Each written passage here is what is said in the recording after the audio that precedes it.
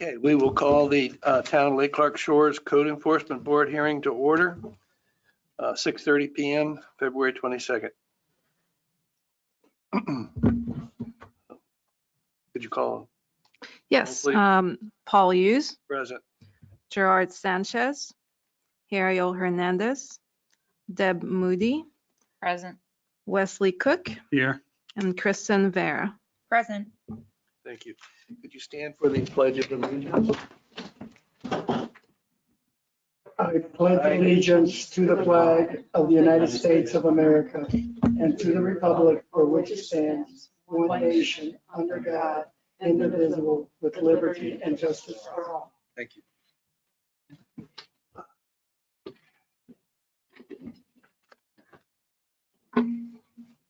Chair would entertain a motion to approve the agenda. So moved. Second. Deb and Wesley. Okay.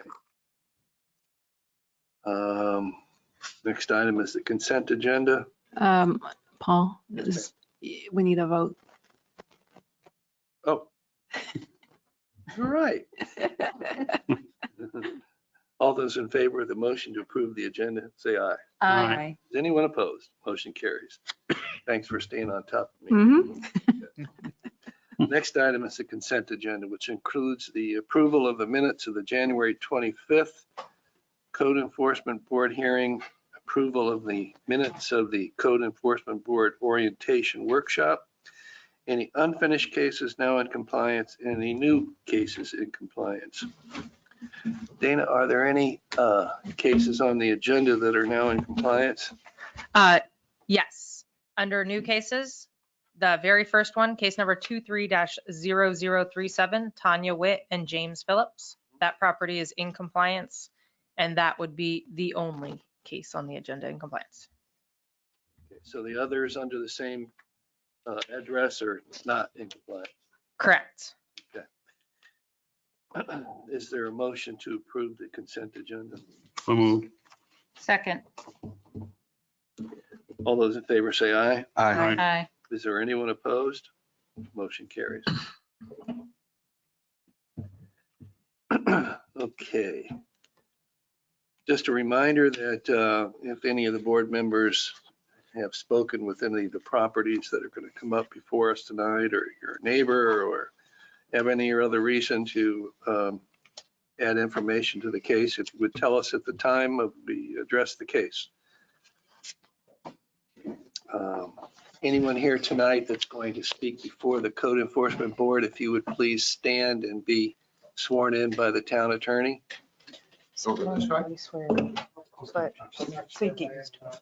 Okay, well, that's all right. Do you swear or affirm the testimony you'll give be the truth, the whole truth, nothing but the truth? I do. Thank you. Thank you. All right. Next item of business is any unfinished cases and lien imposition.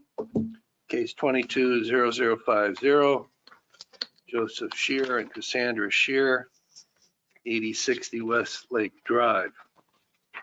This case has been before us for many months. Dana, do we have any new information?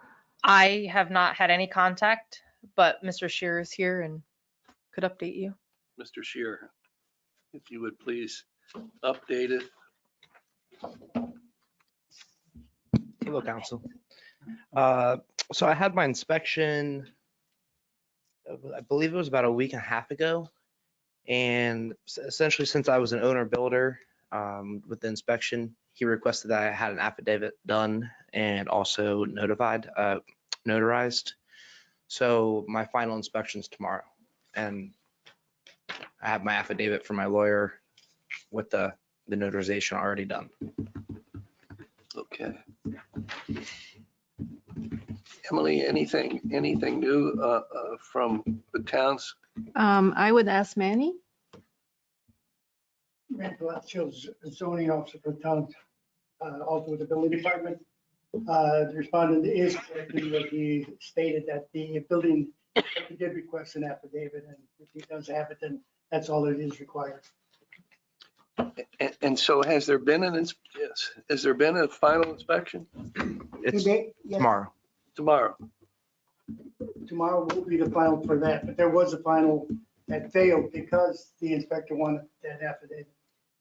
And is this, just curious, is this routine to require an affidavit? No, it's not routine on inspection, but since it's an owner builder and the inspector felt that all he saw was that he received the plans look good, but he could have handed him any kind of plans that would be acceptable and enforceable. But it didn't, he wasn't comfortable in accepting it in the sense that, how does he know that that's what he put in there? So the affidavit does say that what's on them plans is what he did. Okay. Is this our copy?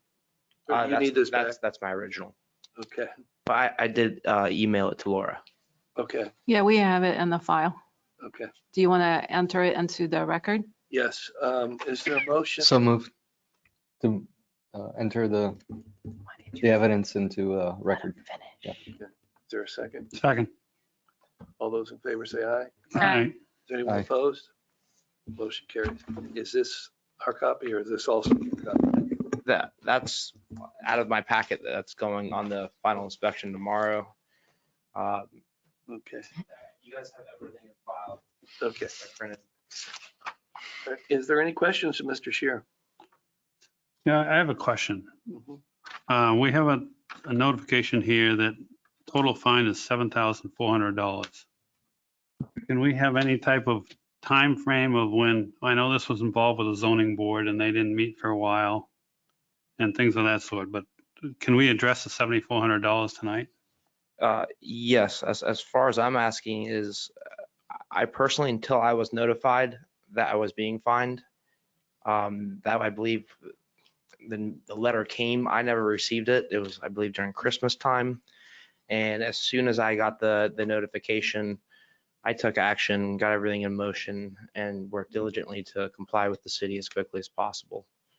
If I'd known about the owner's affidavit, I would have had that present for the inspection and this would have been satisfied. But due to the fact that this is all kind of a new go around for all of us, I think we're all kind of learning, what certain things require and then what's mandatory and not mandatory. If you're including the board and all of us, Mr. Shear, if you had gotten a permit originally, we wouldn't have had to go through all this. Is that true? I disagree. I mean, I didn't really utilize this. I built this as a structure that wasn't necessarily how the zoning board saw it as you guys saw it. Okay, that's your opinion. Okay, I hear you. I'm sorry. And That's all right. by no means was trying to go around anyone's. And that's why I've been to all the meetings. I'm here to comply and make it right and, do what's right by our town. Well, I guess the question is, instead of having you come back, maybe you'll have to come back next month or not, but what should we do about the I think the Lien. fine would continue to run until he gets the final inspection passed and the permit's completed, correct? Correct. So, we'll have to talk about it next month then. right. Okay. So then I would make an order to continue based on the testimony and evidence presented in case number 22-0050. I move this board to continue this matter until the code enforcement board hearing on April or March 20th, 20th, 22nd. 22nd, Oh, yeah. 2023. Is the 22nd the correct date? It's For the the 20th. 22nd. It is the Monday. I don't. Oh, Wait, we were meeting on. the It's 22nd. red on the calendar, that's right. We're meeting on a Monday because of the barbecue Yeah. and we'll have tents and things set up that week. So we, March Moved it. 20th. Right, okay, so yes, March 20th? March 20th. Okay. Is there a second? I'll second it. Is there any further discussion? All those in favor of the motion say aye. Aye. Aye. Aye. Is there anyone opposed? Motion carries. Can I just make one comment? Sure.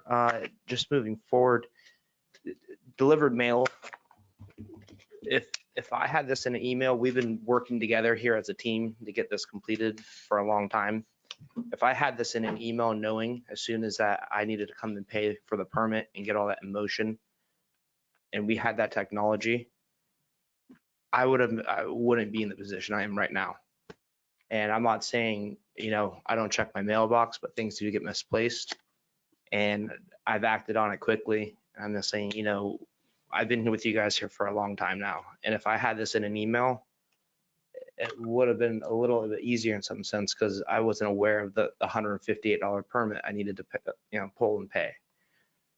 So that's just a comment I wanted to make because I'm here to work with you guys and make this, you know, a smoother process moving forward for everyone. Thank you. Thanks. Thank you. Emily, we don't make emails a part of our normal procedure, do we? If people have communicated with me in email, like we've emailed back, but I think he's saying that he didn't know he needed to pay for and pick up his permit. Right. I think that's usually a standard with our town. If people deliver a permit, they know they got to come back and pick it up and pay for it. Right, I know Laura told me that she called Mr. Shearer a few times to let him know to pick up his permit. Yeah, usually when you fill out your permit, you'll put your phone number on it. Maybe in future, if you'd like to be notified via email, when you do permits in the future, just put that on there. Please contact via email. Because it's just not our normal way. We're usually phone. Absolutely. And I think one of the other things is with the permit, I had already submitted my permit originally with all of my documentation. So I'd already thought I'd had all my information essentially done. And I didn't have to realize I was going through this another step with the inspection. I'm new to it, and by all means, that's why I was just saying, you know, a simple email. I'm a realtor. I get 100 phone calls a day. Yeah, You know, I get it. So that would be the best recommendation. Future permits, like for any of the like homes I know that you're buying in town and fixing up, just put on your permit, I would like to be notified via email and highlight it, and then she'll notify you via email. You're welcome. Thanks, Dana. You're welcome. Thank you.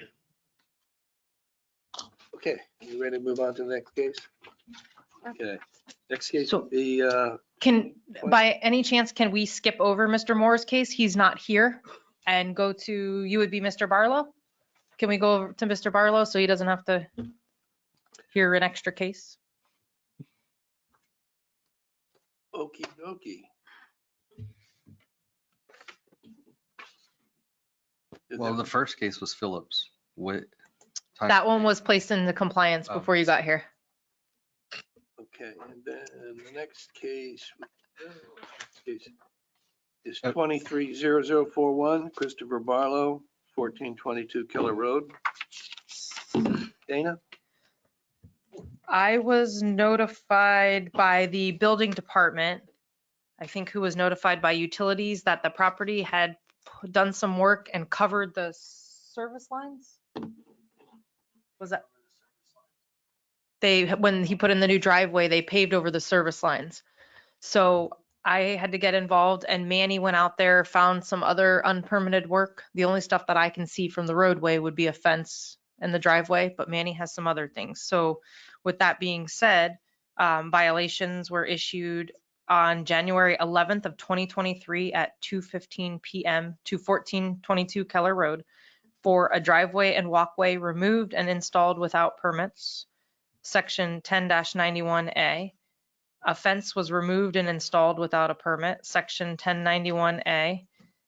And then this was per the building department, a remodel of the interior without any permits, section 10-91A. And also per the building department, interior plumbing work without permits, section 10-91A, as well as per the building department, electrical work without a permit, section 10-91A. I did not receive any notification about it. However, I believe it was him himself that went in and spoke with Laura to let her know that he would be working on it, needed more time. She had got in touch with me. I had told her that was fine. And when someone's working on the permits, shortly after, in the beginning of February, when it was coming up time to issue the notices, nothing else had been shown to be done. So therefore, on Friday, February 10th of 2023 at 1:14 PM, those same said violations were posted on the front door for today's hearing notice. I believe it was a couple days after that. I didn't catch the gentleman's name, but there was a young man that caught me in the parking lot, and he said that he was hired by Mr. Barlow to obtain permits for all the work and that they would be working on it. And I recommended he still come to the meeting and go over everything with us. So he's here, Okay. the homeowner. Emily, do we have permits now? Manny, can you talk?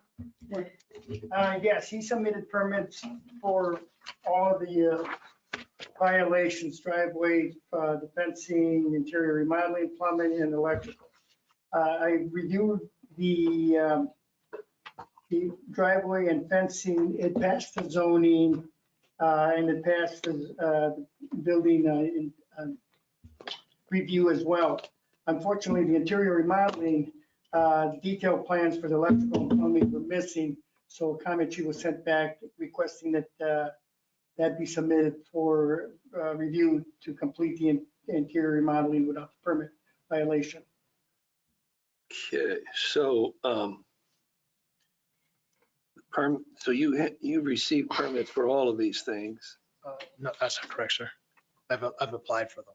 You've applied for them, right? Yes, sir. And you've checked the driveway and the fence, you said? No, what we did, we reviewed his submittal, Oh, okay. permit submittal for all of these violations, and all that so far that passed was the fencing and the driveway Okay. permit. So his permit for the fencing and driveway, we're awaiting a final inspection. Okay. And Mr. Barlow, you didn't understand you needed a permit when you thought about doing all this? No, sir, I didn't. And it's my own ignorance, to be honest with you. In talking to contractors, I came away with the benefit of permitting. I thought it was optional. The benefit of permitting would be the city inspection or not, whether you pull the permits or not. I thought that was the variable to it. I didn't realize it was a requirement. I did regarding the water line location. I called the town. I spoke to a woman in the town in this type of area. I understand. And said that my landscaper requested that I ask the town to move the water box, the meter box, because I wanted to put pavers there. And I was advised that that would require a permit and it would be complicated. And it was suggested to me that I come up with another option other than doing that. And I did come up with another option of doing that, but I didn't, nowhere in that conversation was pavers permit. It was really something different. And I tried to come up with a different option. And we did come up with a different option, which was to have the water meter lowered so that it wasn't, so it's still accessible, but not, so I could do both, have accessible, but Right. apparently there's still a problem with it. Yes, I don't know. Well, just as a side comment, I think most people know that when you do electrical work and you do plumbing work in your house or outside your house, you need a permit to do that. There's It probably, would make sense. there's some things that a person might think, well, I don't know that or not, but you could check with the town. It's easy enough to check. Yes, sir. So we still don't have permits on this. Does your contractor worked in Lake Clark Shores before? Do you know? Any one of the 3 or 4 contractors that you had? I don't know that question. I don't know the answer to that question, sir. I will tell you that my current licensed contractor does have experience on Lake Clark Shores. Okay. That was a requirement of mine. Did you start out doing the work yourself, or did you have contractors who were doing the work but chose not to get permits? With the latter, ma'am, with respect to the pavers in question, it was a landscape. It was a landscaper. Did the pavers. But not a paving contractor. No, ma'am. So that's beyond the scope of the work of his ability to install pavers, right? Well, you could do owner builder on driveway. Okay. It just has to be permitted as far as submitting the require paperwork. Okay, so now that the work is already done, have you applied for an owner builder permit for this scope, or do you have a contractor? The latter, ma'am. The contractor that I have is qualified for this work. All of the work, every permit that we've applied for, that is required, the general contractor is covering with his specialized subs, electricians and such. Has all the work been completed? No, sir. Okay. Some of it. Some of it, the pavers and the fence In the fence. have been completed. Okay. The interior items are open, or not complete, sir. And any stop work requests been submitted? Any stop work orders? Yes, when I went out there to inspect the driveway, I noticed that there was a new fence up. So I went to the door to talk to the owner. One of the workers working there let me in, and I says, do you have permits for this? And I walked around, took these photographs. So this is a completely remodeled job. So what I told him that I'd give him a couple hours to clean up and stuff like that, but not to come back until permits have been applied. I went outside and posted the stop work order, and then I informed, So you should be able to do work on those open permits now. Well, you've applied, but I'm well, sorry, he submitted 5 permit applications. 2 have been approved. 2 have been approved. The Okay. the electric plumbing and the building part have not, because the building official did not see electrical and plumbing detailed plans for the work being done. So the driveway permit is signed off? Yeah, yes, Yeah. it's been Is there any, set up to be inspected. okay, because that's the one where they're over the service lines. And if you guys want to hear, if we want to swear Robert in What from kind of, utilities, he's here and he can explain are we referring little to bit. electrical service? Water. Water? He- Water guess- service lines. Yes. Well, Okay. let's hear from him. Sure. Is he in a closet somewhere? He can speak Oh, there. better than I can on this. So Yeah. Swear 'em in. Be sworn in. And- You need sworn in, sir? Yep. Do you swear affirm testimony will give me the truth, the whole truth, nothing but the truth? Yes. You need to Robert? maybe get to a microphone. identify who you are and your position. My name's Robert. I'm the field supervisor for utilities. When we were meter reading is when we found this. The only issue I have is where the meter box is. If you pull up the picture of the driveway, the pavers are over the water service line from the main to the meter. Mhm. The nightmare that creates, anytime that service line breaks and we gotta get to it, now we gotta pull up pavers, what hasn't sunken in. If it happens in the middle of the night, no one sees it right away. Which as they fall on the line can create more damage. And then I'm not gonna be on the hook for putting the pavers back. And in the hole where you see where the meter box is, it's been concreted in. If a permit was applied for, we would have gotten an easement agreement, and the fix for us would have been, we could have moved it for them to the end of the property or whatnot. Now, if this is allowed to stay, the only option is if it breaks, he's gonna be putting pavers back every time. And we need to, if he's driving over it, we've seen a piece of plywood there. We would like to get a traffic rated meter box and lid and put that in. I don't know if anybody's talked to you about it. Yes. Okay. Am I allowed to speak? Yes.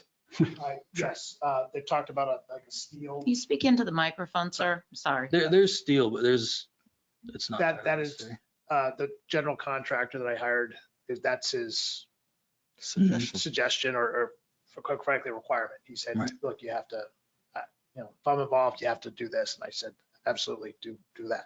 It's a more sturdy box. Was my utility.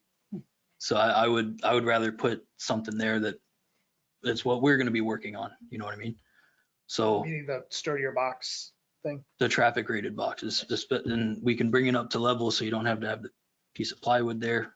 We can still get in there and work. Nothing's concreted in. So if that's the route we have to go, I would rather do that. That's If the what driveway is going to stay the there. general contractor has suggested as well. Yeah. Is there any ordinance that says that the pavers can't be put over the service line? I don't know anything about ordinances. I just know utilities easements and I mean, I would think there would have to be a driveway agreement and an easement agreement. Well, let me ask you, is there not already an existing easement, like a utility easement on your survey that you got when you purchased the home? Have you ever looked at that? I don't know the answer to that question, ma'am. Okay. I will say that we did apply for an easement. Agreement? Okay. And when you submitted your permit request to the building, generally they will have you submit a copy of the survey. Do you have a copy of the survey that you can submit? We did submit that. Okay.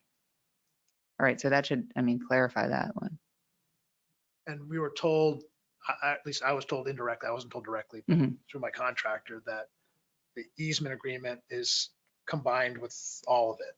They're not going to approve the easement agreement without the other stuff, apparently. That's what I was told. I don't know if that's. makes Okay. sense. That's what I was told. Okay. So will the utility department approve this if they gets one of those traffic, whatever boxes you're talking about? Would you it seems like approve? it seems like that's our only, I mean, I don't think anybody's going to make them tear the pavers up. So that, yeah, we would have to go that route. I don't. Fully knowing that it'd be his responsibility if a line broke before the box that you're going in there and tear it and do what you have to do. Yeah, we're not, I don't think we should be on the hook for putting pavers back.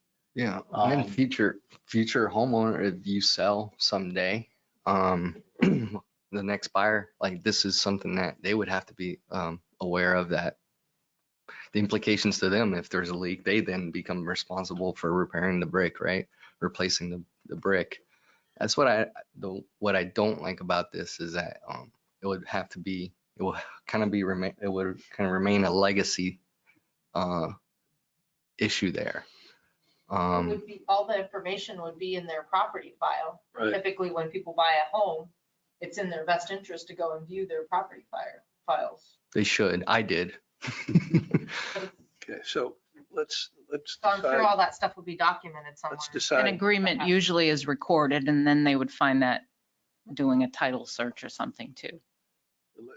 I think we're at a point where we should be deciding Mhm. whether these cases, which one of these cases of the 5 are in compliance or not in compliance.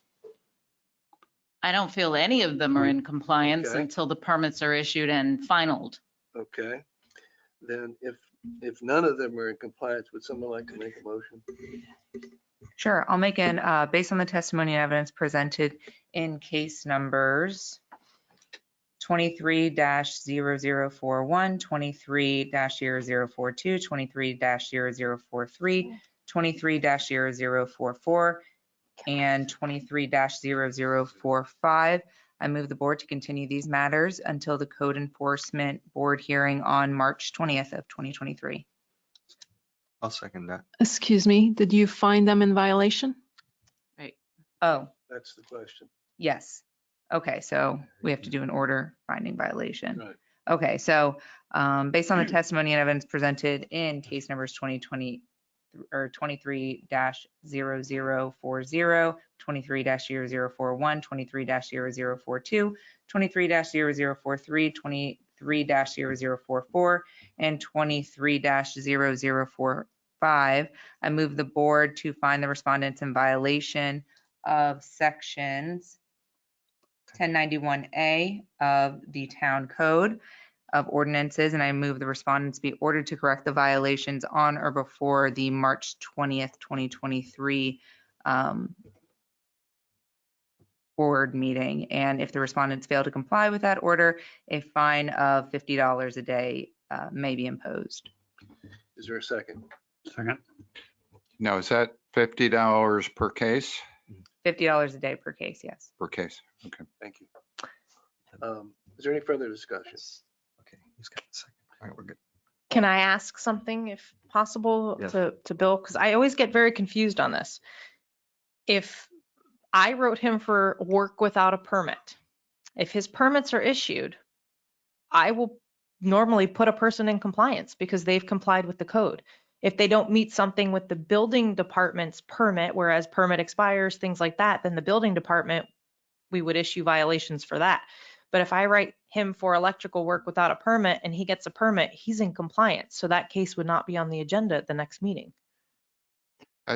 Typically, compliance isn't achieved until, the permit's issued and everything's finalized. Okay. So I think that's the way I treat it. I think one twist to this case is probably, sounds like the driveway and the fence are about done. Mhm. The other stuff may go on a ways, time-wise, because you have a lot of work to do. So that could well, extend out if he has Okay. a lot of interior work, for instance. He's not going to be able to get a final right away, is my point. Okay. So once it's fully finalized, that's when it's in compliance, even if I only wrote for work without a permit. Yeah, I think I would do Okay. it. I would do it that way. But what you can do is if he comes back in March, and you could schedule him at the March hearing and he's making progress, you can extend the date for compliance. Right. Okay. That's up to them. I'm just asking to make sure that I do it correctly. Okay. Thank you. Following along, Mr. Worrell? I am so far. I do have a Okay. question. Go ahead. Time permits. Go ahead. So we have permit applications pending, I believe. Yes. So how's that, is that process parallel or different than this process? Continues. That continues. It does. Yeah. Okay. And this will be kind of like in parallel. Okay.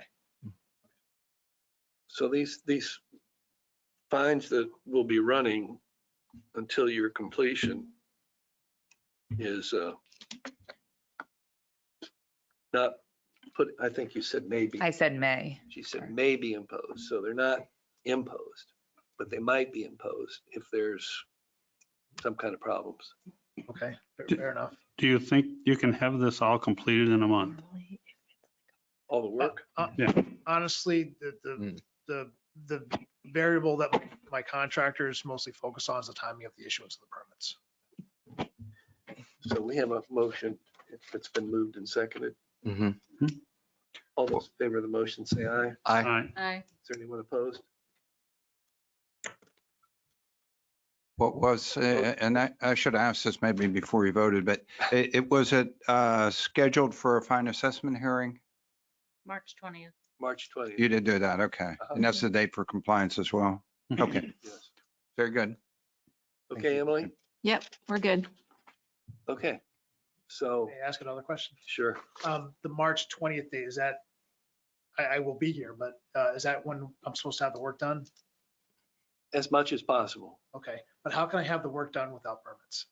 You're going to have, hopefully you have your permits by then. Okay, So I mean, I think in terms of the driveway and the fence, it looks like you're almost at the finish line for that.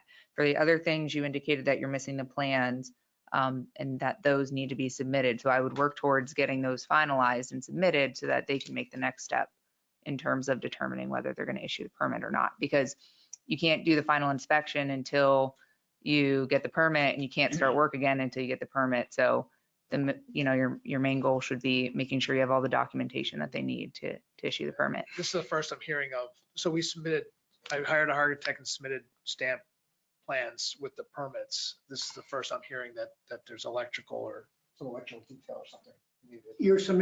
Your contractor submitted plans, but did not include detailed plans for the plumbing and electrical. Building official then put a comment sheet and returned it back to town hall. Supposedly your contractor was probably called and informing of this to submit that. Okay, so this is the first time I've heard of that, but I will make sure that we. Yeah, and stay on top of your contract. Yeah. Because I'm sure Call they're him. busy, so, yeah. Absolutely. Okay. Thank you, Mr. Barlow. Thank you. And don't ever hesitate to give us a call if you have questions to see if something needs permits, or someone's always around to answer questions. No problem. Nice to meet you. Thank you for attending.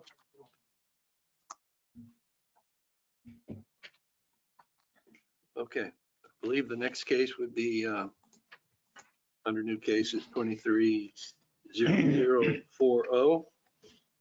Charles C. Moore, electrical work without a permit. Mr. Moore is not here. No.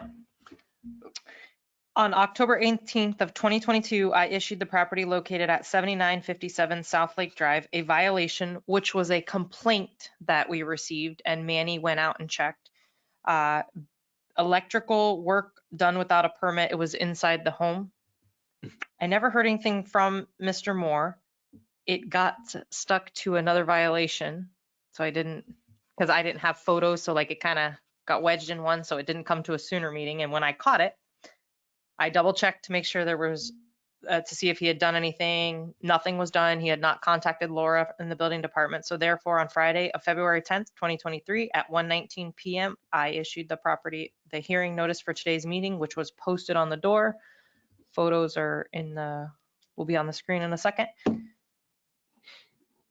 For the work done without a permit, section 10-91A. He did end up coming into town hall. He met with Laura. She sent an email that he came in with plans and information so he can submit his permit. Then he let Laura, as well as Eric, our new code enforcement officer, know that he would be back in today to turn it in. I don't know that happened, but he was told he needed to come to the meeting because just dropping off a permit is just dropping off a permit. So he's not here. And she did send an email saying that she told him to attend the meeting, and she also told it to me. So she made it clear to him to come to the meeting. So do we know if he was in violation in October? Yes. October 18th? Yes, he was in violation was. because Manny found that there was a violation. It was something that Manny had to get involved in because Okay. it's inside the home.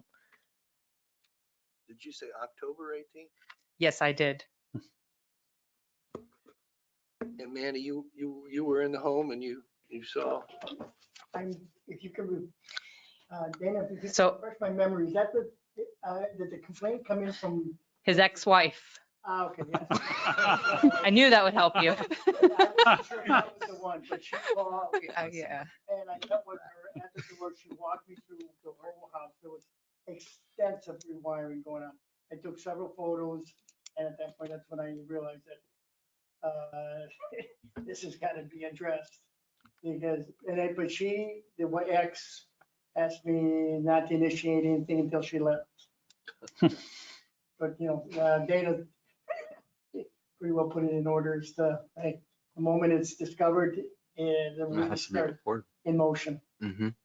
And we don't Way it know, works. and we don't know if the work has been completed. I've not been in there Right. since the photo. Okay.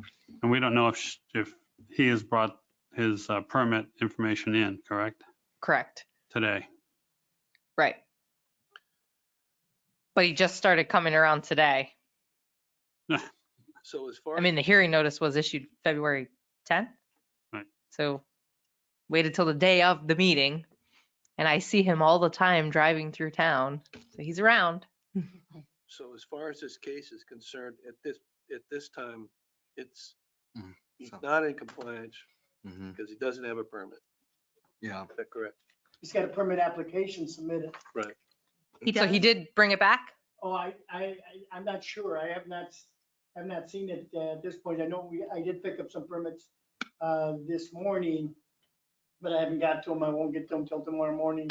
So as right now, I've made But he was told to come to the meeting. So that would have been the best thing. Was he noticed around October 18th that he was in violation? He was given an original notice, yes. October 18th was So the he's known original. since then that he's been in Yes. violation. Yes, Thank and then he also got the hearing notice February 10th. Yeah. So he Yeah. could have called or something before today. would someone like to make a motion?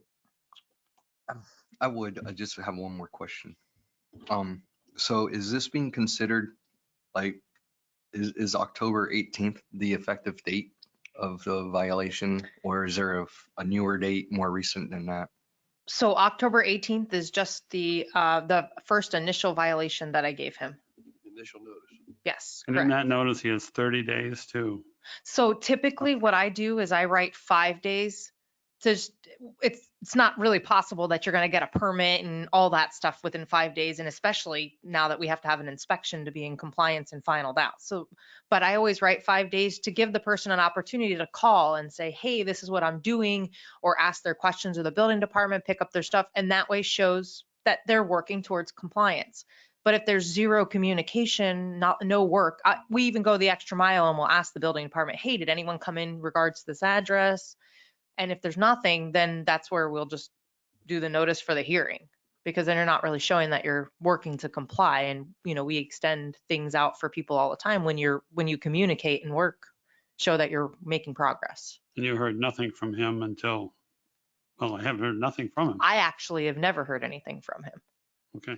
Eric got to speak to him today, and Laura spoke to him, who works in the building department Today. But I was the one who issued the hearing notice. And Mr. Moore knows me very well. Okay. Very well. Thank you, Dana. You're welcome. Well, based on the testimony and evidence presented in case number 23, I'm sorry, 23-040, I move that the board find the respondent in violation of section 10-91 subsection A, electrical work without a permit, and that the respondent come into compliance before March 20th, or a fine of $50 a day may be imposed. You know, I would just, well, we'll have discussion in a second. Is there a second? I'll second it. Okay. I would just like to say, since he was initially noticed in October 18th, on October 18th, and then given another notice, when, Dana, was the last one? The hearing notice, February 10th. February 10th, and we still haven't heard anything. That May is a little liberal, excuse me, in terms of a fine. I personally think the fine should be imposed. But That's what I was trying to understand, but I didn't hear the date on the 10th of. or a fine February. will be imposed. Okay, I'll amend my motion. I'll just restate it rather than I mean, amend that's it. just my, No, yeah. I agree. we have, are we okay? with- He's withdrawing his motion. He's going to make I'm another. gonna restate it. I'll restate it. Okay. Based on the testimony and evidence presented in case number 23-4, 23-0040, I move that the board find the respondent in violation of section 10-91A, electrical work without a permit, and that a fine of $50 a day be imposed if respondent if he fails to come into compliance by March 20th, And that effective date was February 10th. February 10th. Okay. Yeah. So you all good with that? I think February 10th has given him a lot of leeway. I think he's had it, let's see, October to February is 3-4 months before we've heard anything from him. I think $50 a day starting from February 10th is a real bargain. You have to set a date out for compliance. So I Okay. don't know if you're doing March 10th. I mean, you don't have to go clear to March 20th, given the circumstances. And then you need to schedule, and this is what I was getting at with the last one, then you have to schedule it for a fine assessment hearing. At what point can we go back to October 18th? You can't. No. Okay. Well, And let me just explain, the statute says that if the property owner fails to comply within a date specified, then a fine may be imposed. So you have to have this first hearing to set a date. And then if they don't make that date, then you can impose the fine. And that's part of, I don't know if you looked at the procedure that we may talk about a little later, but to try to get it on that track so that you have you have a date for compliance. If they don't comply, you have a fine assessment hearing. And then at that hearing, you can give more time if you'd like, if you think the person's working with you or working with the town, you can give more time. But that way it keeps it on a track. Because there has to be a second hearing by case law in order to impose a fine. So the chronology is you find a violation, give a period to comply, and then you schedule a fine assessment hearing. I would suggest that instead of a $50 fine, we make it a $150 a day fine. So you want to amend the motion? Yes, I would like to amend it. Is there a Hasn't been second? seconded yet. Is there a second to amend the motion to $150 Second. per day? There's second. Okay. All in favor of the motion to amend to $150 a day, say aye. Aye. Aye. Anyone opposed? Aye. Aye, or aye. I'm in favor. So Now we have motion carries. for the 150. 150. Now we have to vote on the, Right. Now we're voting on the main motion, which is to come into compliance by March 20th. Yep. Or a fine of $150 a day will be imposed. yes. And a fine assessment hearing will be held on March 20th. Because you have to give notice and let the person come in. Because they, in theory, they come in and say, I complied, and they're entitled to a hearing on whether they complied or not. Right. Okay, Emily? Yep. All those in favor of the motion, say aye. Aye. Aye. Anyone opposed? Motion carries. Okay. Whew. I think we've finished all the cases. Now we'll go on to board Good night. board comments and suggestions, updates. Dana, would you like to introduce Eric? Yes, sure. Everybody, I'd like to welcome Eric Richwagon. He comes to us with several years of experience from 2 other smaller jurisdictions, much Smaller? busier than ours. Smaller? Well, Where? small, similar size. Oh. So he does come to us with some experience and he's already out there working on enforcing our ordinances. No, I didn't know that we had smaller jurisdictions in Lake Clark. It just So amazing. I just came from Pembroke Park, roughly the same size population. Half the population makes up of Canadians. So for half of the year, the population is anywhere from 2,000 to 2,500 to a max of 6,000. I also work for the city of Lauderhill, which had a population of over 40,000, broken up into several districts. I worked in Central, which was the tougher area, but then I moved off to the Northwest, which was more residential, more commercial. So I come with a little over 4 years of code enforcement experience, and I do have my FACE Level 1 certification. So pleasure to meet all of you, and next month I should be presenting cases before you. Okay, well, welcome to, Thank you. I had the opportunity to meet with Eric, and I must say that I was impressed with all of his experience. Eric also has been in the military Yes, I served 4 years in the United States Infantry.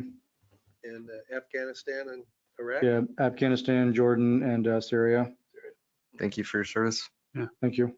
So, and you're full-time Yes, and your grateful. schedule is Tuesday through Saturday, is that correct? It will be, for training purposes, it's Monday through Friday. That way I can spend as much time with Dana. But I should be switching over to Tuesday through Saturday when she feels that I'm ready to, take over for Saturday. Welcome aboard. Thank you very much. Glad to have you. Yep. And pleasure to meet all of you. Very glad to have him. Is this our first full-time dedicated code enforcement officer? Uh, Years ago, we had it full time. It was, the individual worked out of town hall. Okay.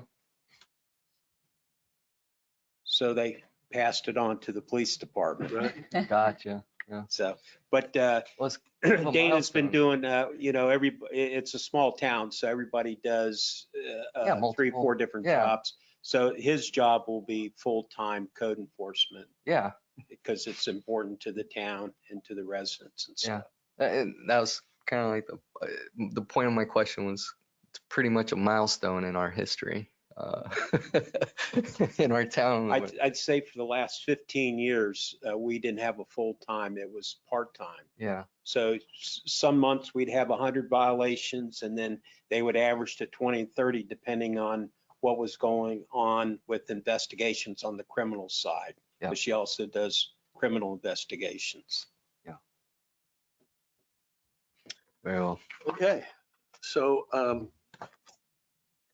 Bill, would you like to summarize or take the lead on your proposed draft policy? Yeah. Let me just explain. I mean, my thinking, and this is just from observing, I guess I've been attending now for maybe almost a year, but cases don't necessarily just need to stay on your agenda or your calendar. And, I think the point is, and that's sort of where we were with these last two cases tonight, is once you find the violation, you want to schedule a fine assessment hearing. And once you assess a fine, then the case does not need to stay on your agenda. You could have a set period of time where it comes back if you want to impose the lien, or you could call it back yourselves, and that's sort of what the policy would be. Or if the fine's paid, or how did I put it, or is unpaid and at least 60 days have passed. I mean, this is just sort of a suggestion, but I don't think you need to have cases on the agenda month after month after month. It gets confusing, I think, for Emily and just the record gets confused because, why is this case on there? For instance, the Shearer case, and I went on for a year, but there I think are like eight orders or so on that case. It just kept coming back and continued and come back and continued. And there's reasons for that sometimes, but my thought would be it'd be cleaner to when you find a violation, when you impose a fine, that the case just not stay on the agenda. So that's sort of what I was aiming at with that proposal. Well, So I would agree with you 100% that if a case is at a place where it doesn't really technically need to come back before us, then we don't want to. I don't want to see it. Right. And this will help. This will help give us a kind of a guideline of what those cases are that don't need to come back until a point where they do need to come back. So we don't need to look for project updates, Right. progress reports. Right. It's wonderful because I don't know about the rest of you, but I do have some questions about each one of these. So just to be clear, you're suggesting, for example, Mr. Shear, he had to get a variance. He had to go through that process. We know that that's easily 30 or 60 days. Would we then just have proposed in one of their earlier meetings, come back in 90 days or 60 or 90 days instead of every 30 days? Is that what you're saying? Well, that, and his case was a bit unique, excuse me, in that he did need a variance. And then Well, we've had other ones like roof jobs. Yeah. Take a long time. Roof repairs. Mm-hmm. Yeah. Well, my thought is that if you find a violation, you can, and you have your fine assessment hearing, you can do one of two things. You can assess the fine, which you could always reduce later, or you could grant an extension of time. Now, if you do that, that's going to keep it on the agenda. But it seems that a lot of the cases just seem to be on month after month after month. So I just want to add to if we extend the compliance date, then from what I understand with the motions that we have, the new motions, we wouldn't do a motion to continue. We would do a motion to extend the date, right? Yes, yeah. Because it's a little fuzzy when you continue. In fact, and I understand how it came, I was here, I understand how the Shearer case went. And this is not just aimed at that case, but there were all these motions to continue, and because he was working toward the variance, but it's a little fuzzy then. Was the ability to impose the fine continued? Because you didn't impose a fine till January. Yeah. So then how do we make sure that we don't like lose sight of a case if we end up taking it off the agenda? So say we find a violation and then we impose a fine and then we pursuant to this new, policy, just kind of remove it from the agenda. Is it then incumbent on the homeowner to say, okay, now it's in compliance and I want to address the fine and put it back on the agenda? Or It could be that, or you could just automatically have it come back in 60 to 90, say 60, 90 days to, Okay. if you want to impose a lien.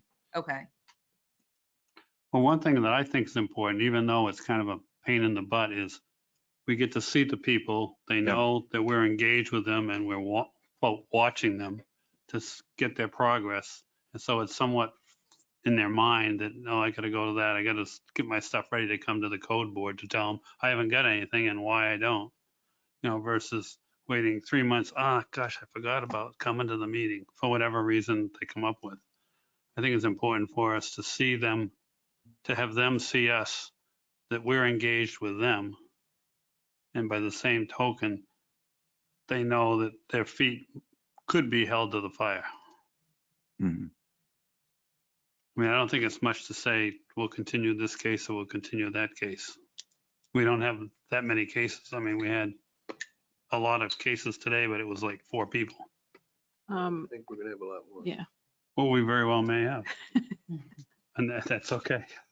But I just think it's important to face to see the person and hear what they're saying and do our own little evaluation. So are they doing something? Are they not doing something?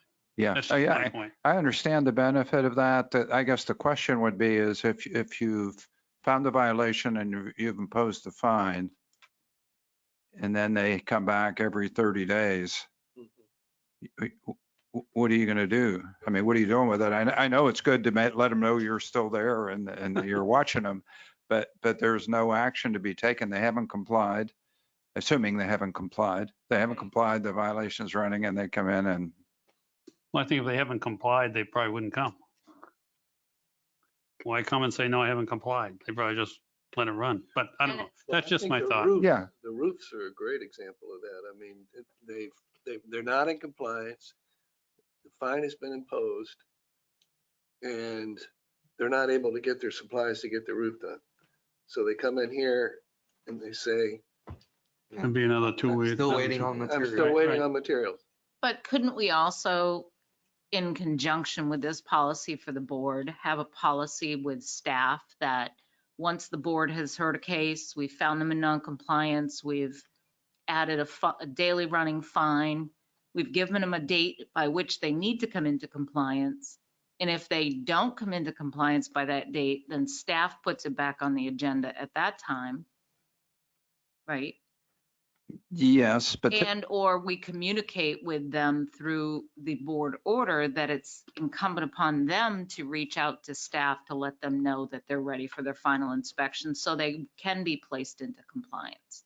Yeah. The onus is on them. Well, the onus is always on them to notify, the code officers Right. that they've complied. Let's just say it's an overgrown lot, but they never tell anybody they mowed it.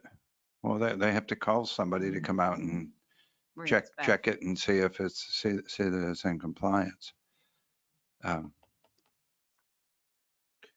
Well, this first one, A, in this situation, they've come into compliance, but they haven't paid their fine. And this says that it'll come back before us well, 60 days. that remains unpaid for at least 60 days following date of compliance. In this sense, the board may wish to consider the entry of the order opposing the lien. My question there is, why 60 days? I'm just curious. It could be a different date. Um, It could be 90 days. It could 30 be- days too short? No, I mean, whatever. I think that was just a date I plugged in. Yeah, okay. That was my thought.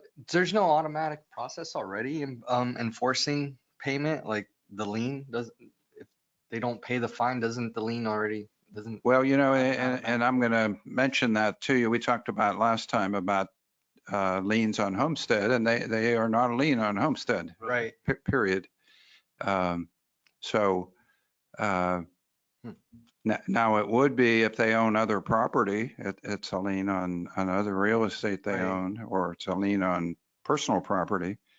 But it's not a lien that can be, that attaches to homestead property. I guess what I'm getting at is that kind of, is that a moot point? Isn't there a collections process already on fines, Emily? Well, usually we contact our debt collection agency after a lien is imposed, not before. But not fines? No, not fines, just after there's a lien. Okay. Yeah. Because the lien would have to be imposed. Right, yeah, because usually we have, a hearing for a violation, then we have a hearing for the fine, and then we have a hearing for the lien. So in this case, the lien hasn't been imposed. Yeah. Does it have to happen in 3 steps like that? We can't just impose the fine that will automatically turn into a lien after 60 days if it's unpaid, or can it be Well, done? It becomes a lien when recorded. There are, I know other jurisdictions do not bring them back to, quotes, impose the lien. Because the order imposing the fine can say that if it's unpaid, it may be recorded and will constitute a lien on property as provided by law. But if you do it that way, and Emily and I spoke about this, then you've lost the control of, because once it gets recorded, then it's out of your hands. Then it goes to the town council for any kind of reduction or any kind of action. So if you want to keep, and Emily, I think, I'll let her speak for herself, but I think she thought it was cleaner to have that the lien imposition hearing as a separate step.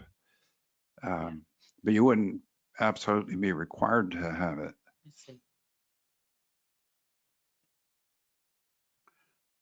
The 60 days.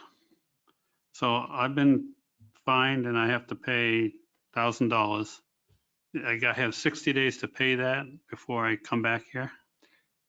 Well, it's imposed and you have a fine and I mean, there's no deadline on paying it other than, this is just sort of a suggested policy that when would it come back to you? Right. But let me ask you this question. After I've been imposed a fine and I don't pay it for 30 days, does the clock still run? Do we get any more funds from that violation? No, if the fine stopped, the fine stopped because they complied. Yeah. Yeah, they're in compliance with it. Yep. Well, I'd like to suggest 30 days, but I don't know how you guys feel.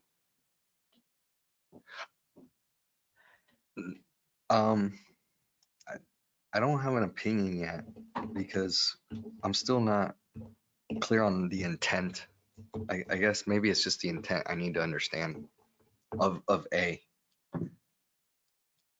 Well, I guess the intent is, the overall intent is, do you want to keep cases on your agenda all the time? And this would be one way to bring it back. The person complies, then you have a certain period of time that you will bring it back.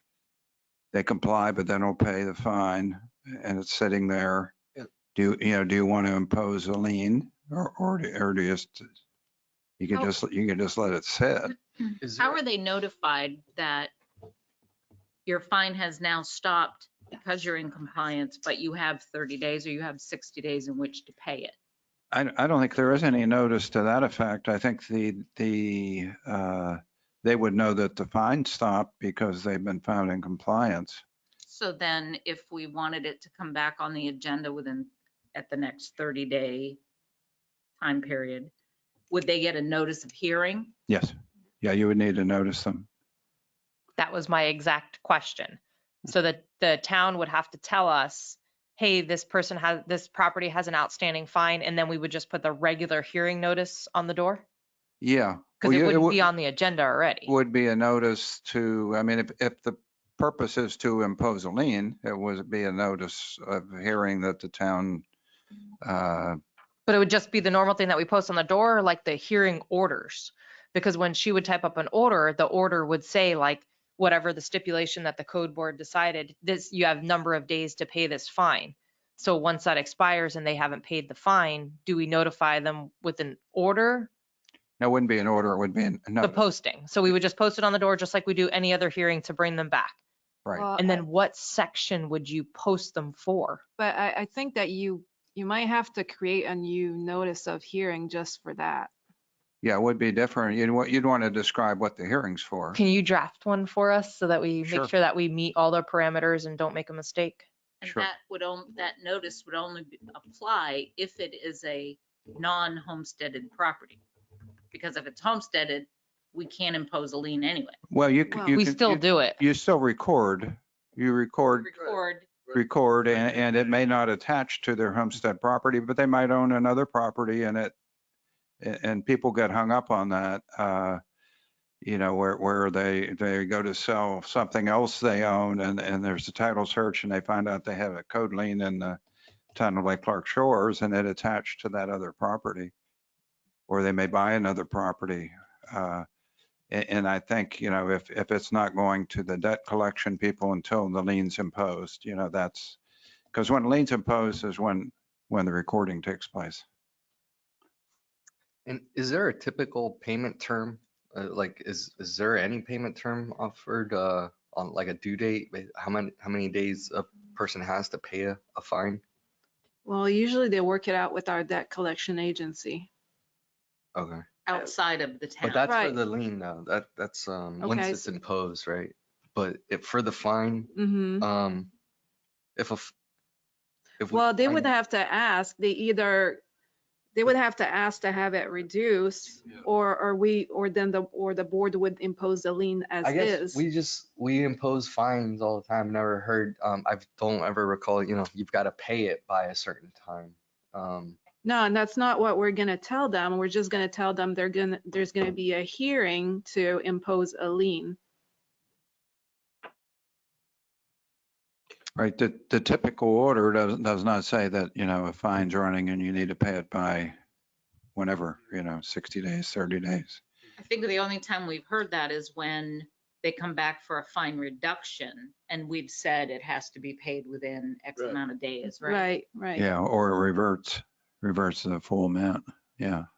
So if someone makes a payment plan, as I found out today, Mr. Garcia is paying the town off his $5,000. Does that alleviate us? Because his fine isn't going to be paid in full in 60 days. But he's making payments to the town. Does that prohibit us from bringing it back on and doing whatever we have to do? How does that work? Well, the agreement with Mr. Garcia it says the town's going to accept payments. So you wouldn't take any more action here. It'd be out of our hands by then. Right. Okay. But the agreement also says if he misses a payment, the lien's going to be recorded. On another subject, how much money is outstanding on our liens? Do we know from the collection agency? I didn't mean to throw you a curveball. Let me see here if I can find it quickly. So while she's looking that up, if we say we're okay with A. Hmm. I just had a question though for A. 30 So it says, well, Paul suggested 30 days, but then it's written following the date of compliance. And I just wasn't sure if it should be that or if it should be following the date of the fine, the imposition of the fine. imposition of the fine.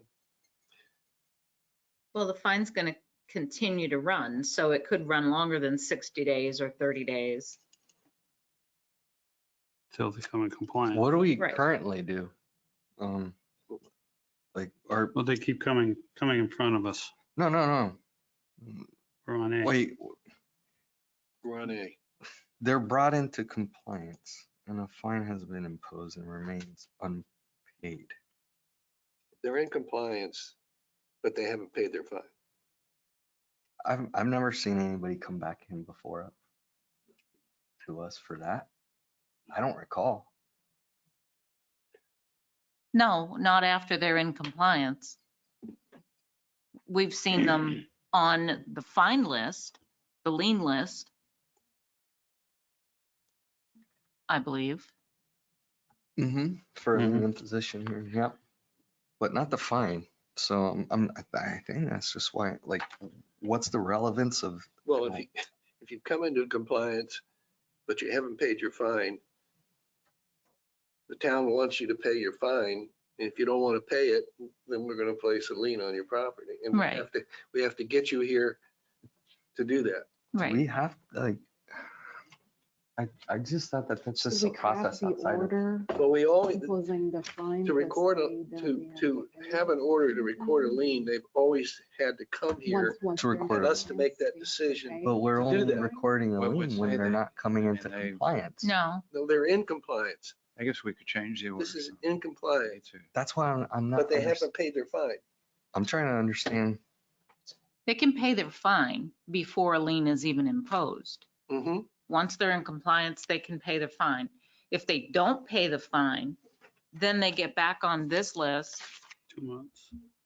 and come back to us Yeah, for a we lien see them then. imposition. I just don't see when we have I just don't see the. If you don't pay the fine by a certain time. I think we're just trying to decide what that time limit should Right. be. And I would have Okay. thought there would be something in the town ordinance, That would finance say that. department that would, And that's my point. Is that I'm surprised that this would even come back before us, that we, all right, so if we want to set the policy because we don't have one, then yeah, then they should pay within 30 days. I think 30 days is reasonable in most cases, and if they need an extension to pay that, then This is really just aiming at you impose a lien. I mean, because otherwise it just sits. Right. You know, if let's say they get data compliance and 27 days later, or 27 days late, they comply, well, there's a fine for 27 days. But then what? If you don't go to impose the lien, the fines there, the order is typically not recorded. okay. So it's a question of pushing it to, imposing the lien. and, Okay. and if they haven't paid within 60 days of their compliance date, the likelihood is that it's probably going to be 3 or 4 months out before they would get back to us. It could be, sure. I think I'm okay with 60 days. I mean, I am too. I mean, it just. I'm okay with 60. Yeah. I would prefer 60 than 30. I'm willing to say 30, but Okay. I think 60 is more practical. Okay. Ready to move on to B? Yes. All right, I was really looking forward to B. Just wait. I think B is an easy one. huh? No, yeah. They're all easy after A. The property's been brought into compliance and the property owner requests a fine reduction. I And understand. we've the had scenario. that. Yeah. Okay, then I have a question between C and A. If we're using 60 days for A, why are we using 90 days for C? I think it's just, it gives 90 days to comply, and 90 days have passed and they just haven't done anything, and the fine keeps running. Then I think it's just time to, I mean, it could be 60. I mean, the dates in this proposal are not, certainly not set in stone. See, this for C, I would actually recommend like lower, no? Yeah. Yeah, like 30 or, Well, if it's 30, then it doesn't make sense to have Oh. a policy. Yeah, then you're just bringing it right back. that's Right. true. Yeah. Right. To be consistent, 60 would work. 60 days, 60 days. Does that make sense to you, Emily? 60 days or 60 days on this?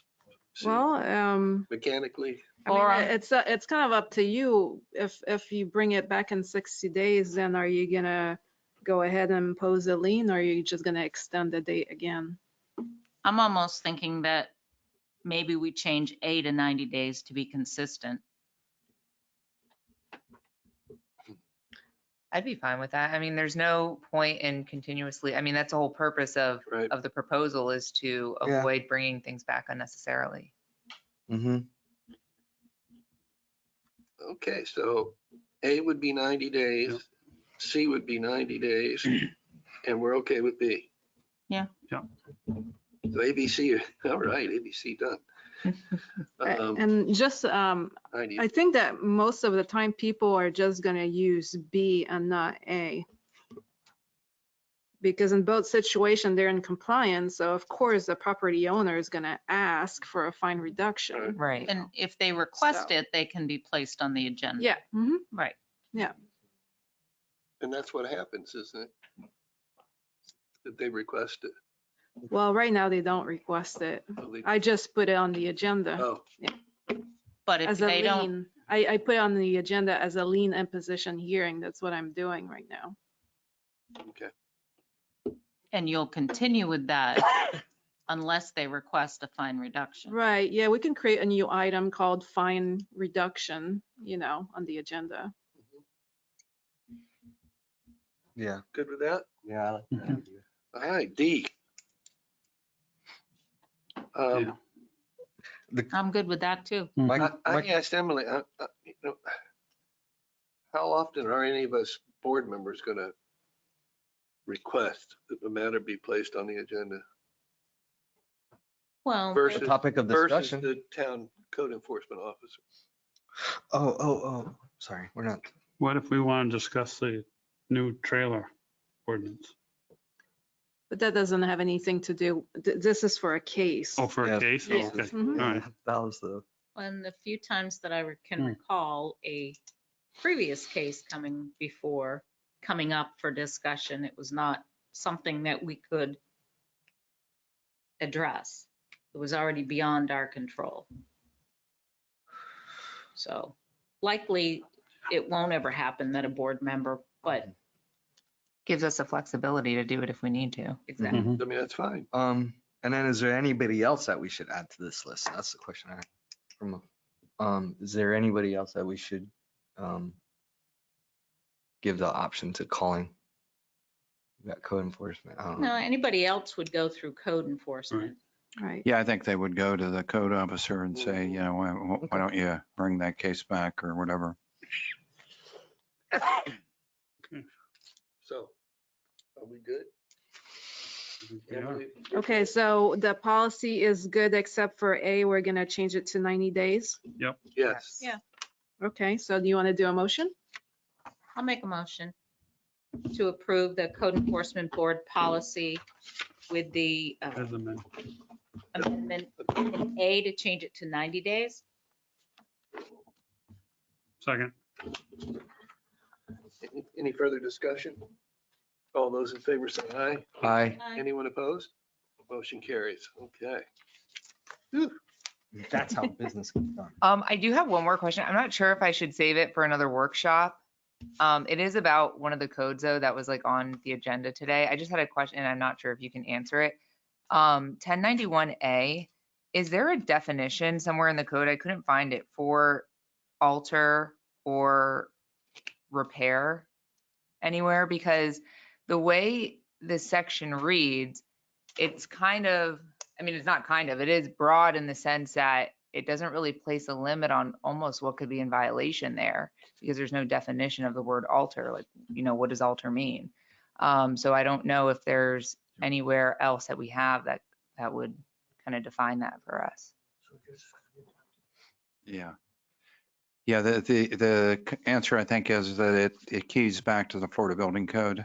Okay, And if a permit's required by the Florida Building Code, then it would then be in violation of the town's code section.